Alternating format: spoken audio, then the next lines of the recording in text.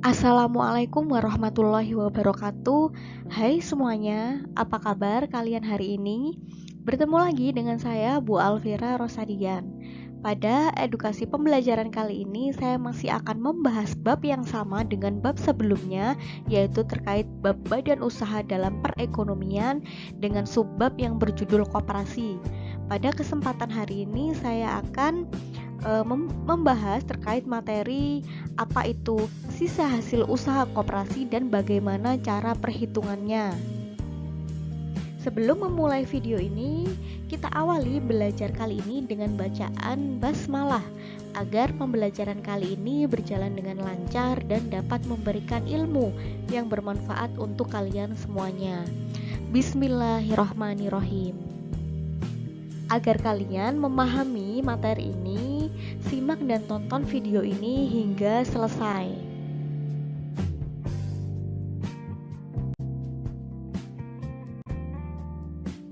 Baiklah, kita awali dengan memahami apa itu SHU atau sisa hasil usaha koperasi. Menurut Undang-Undang Pasal 45 Nomor 25 Tahun 92 menyebutkan bahwa sisa hasil usaha koperasi itu merupakan pendapatan koperasi yang diperoleh dalam waktu 1 tahun yang sudah dikurangi oleh biaya, kemudian penyusutan dan kewajiban lainnya koperasi pada tahun yang bersangkutan.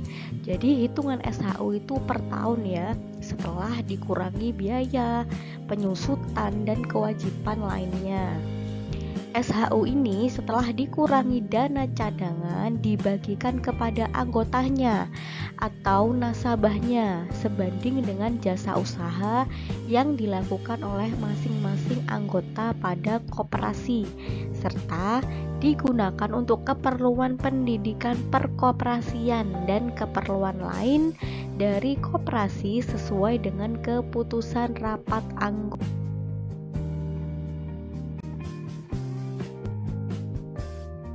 Nah, besarnya pemupukan dana cadangan itu ditetapkan dalam rapat anggota koperasi.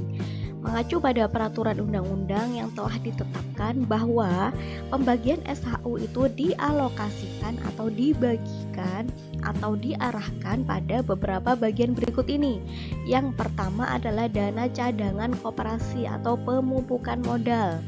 Nah, setelah dikurangi pemupukan modal itu dibagikan kepada anggotanya atau nasabahnya berdasarkan jumlah simpanan nasabah.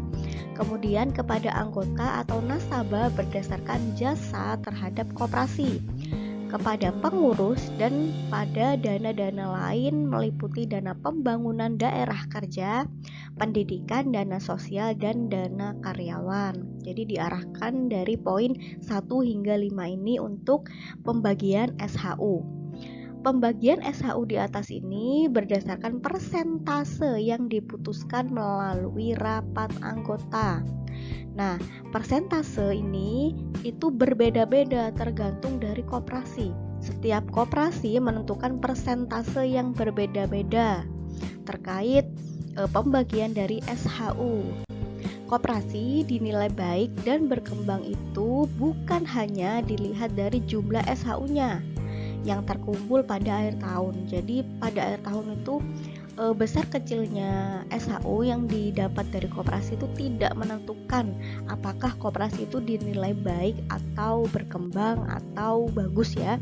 Namun dilihat dari pelaksanaan programnya, program kerjanya termasuk pelayanan kepada nasabahnya seperti yang disepakati dalam rapat anggota. Nah, perlu kalian tahu bahwa rapat anggota ini dalam menentukan program kerja yang diselenggarakan secara tahunan ini disebut dengan RAT atau rapat anggota tahunan. Seperti yang ada di dalam gambar di layar ini ya, ini merupakan contoh kegiatan rapat anggota tahunan koperasi atau RAT koperasi.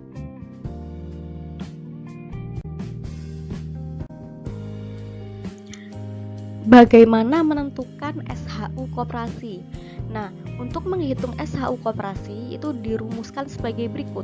yaitu SHU sama dengan JM ditambah JA, di mana JM ini adalah jasa modal dan JA ini adalah jasa anggota atau jasa nasabah. JM ini dapat diperoleh berdasarkan perhitungan simpanan anggota atau simpanan nasabah ini dibagi dengan simpanan total, kemudian dikalikan dengan jumlah persentase dari JM-nya, dikalikan SHU yang diterima koperasi selama 1 tahun total ya. Kemudian ditambah dengan JA. JA ini didapat dari perhitungan berikut, yaitu penjualan anggota atau pembelian nasabah terhadap koperasi dibagi dengan total penjualan yang diperoleh oleh koperasi, dikalikan persentase dari JA dikalikan total SHU yang diterima koperasi dalam 1 tahun. Nah, saya ingatkan lagi bahwa persentase JM dan juga JA itu berbeda-beda. Setiap koperasi itu pasti berbeda-beda, tergantung dari keputusan dalam rapat anggota menentukan berapa jumlah persentase JM dan JA-nya. Jadi persentase ini berbeda dan harus disesuaikan oleh setiap peraturan atau keputusan koperasi dalam rapat anggotanya.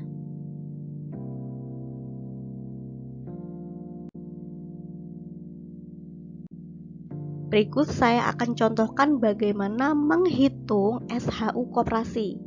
Saya ingatkan lagi rumusnya ya. Saya taruh di sini SHU sama dengan JM plus JA dengan perhitungan JM sebagai berikut dan JA sebagai berikut.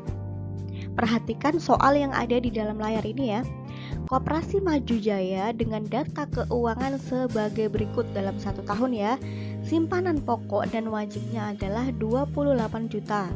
SHU yang diperoleh oleh Koperasi Maju Jaya dalam 1 tahun ini sebesar 56 juta.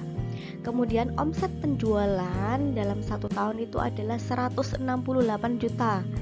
Dan pembagian SHU menurut rapat anggota tahunan ditentukan bahwa modal atau simpanan jasa modal ya atau JA itu sebesar 25% dan mohon maaf maksud saya JM-nya adalah 25% dan jasa anggota atau JA-nya 30%.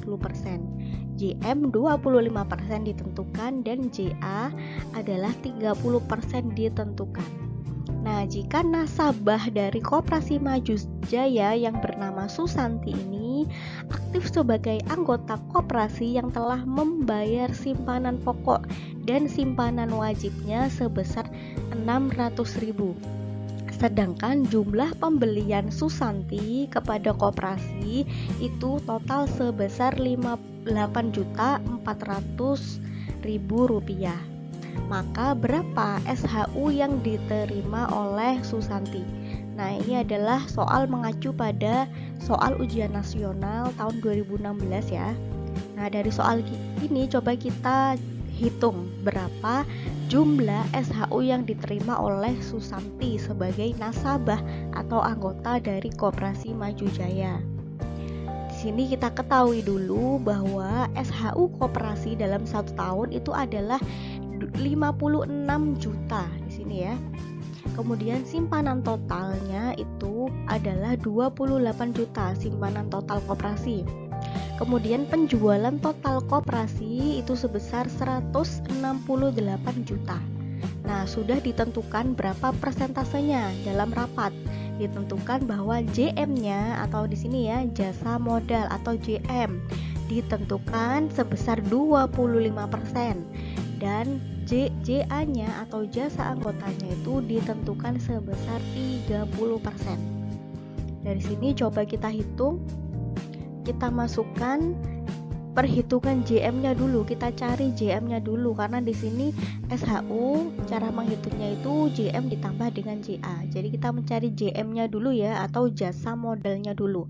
Jasa modal itu rumusnya adalah simpanan anggota dibagi dengan simpanan total dikali persentase JM dan total SHU dikalikan total SHU koperasi. Nah, di sini simpanan anggota, simpanan Susanti tadi adalah 600.000. Kemudian total simpanan dari koperasi itu adalah 28 juta di sini ya. kemudian dikalikan dengan persentase JM yaitu sebesar 25% dikalikan dengan SHU koperasi dalam 1 tahun. Nah, di sini kita bagi dulu nih, 600 dikali 28 juta. Hasilnya adalah 0,214 dikalikan 14 juta. 14 juta ini dari mana ya? Dari 25% dikali 56 juta. Nah, di sini saya kasih kotak ya. Jadi 0,0214 ini berasal dari 600.000 dibagi 28 juta dikalikan 25% dikali 56 juta adalah 14 juta.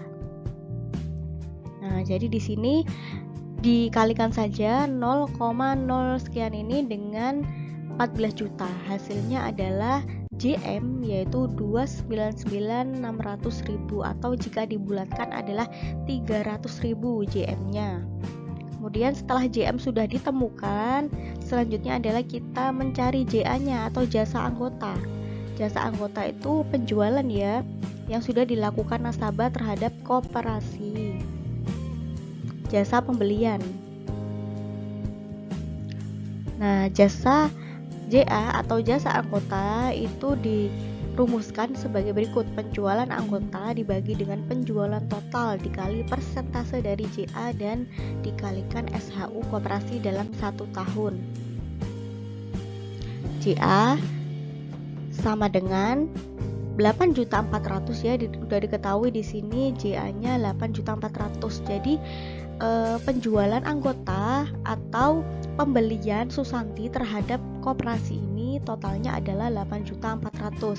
Kemudian dibagi dengan total penjualan dari koperasi dalam waktu 1 tahun yaitu 168 juta di sini ya. Dikalikan persentase JA-nya berapa yaitu 30% dikalikan total SHU koperasi. Di sini tinggal dikalikan aja ya.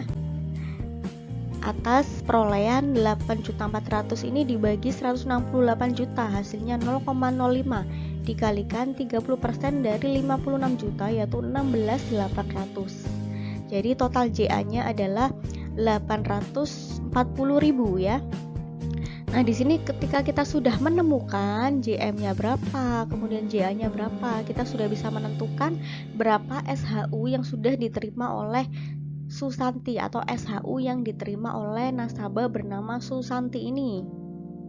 Nah, di sini JM ditambah JA 300.000, JM sudah ketemu ya, 300.000 dibulatkan ditambah dengan JA-nya adalah 840.000. Jadi SHU yang diterima Susanti sebagai nasabah dari Koperasi Maju Jaya ini adalah sebesar 1.140.000 berdasarkan jumlah simpanan anggotanya dan pembeliannya terhadap koperasi.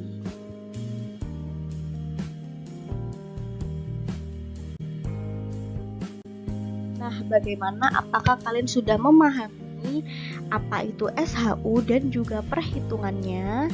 Nah, untuk memperdalam ilmu kalian terkait materi ini, coba kalian kerjakan latihan soal ini terkait perhitungan SHU ya, agar kalian semakin mendalami dan paham terkait materi ini.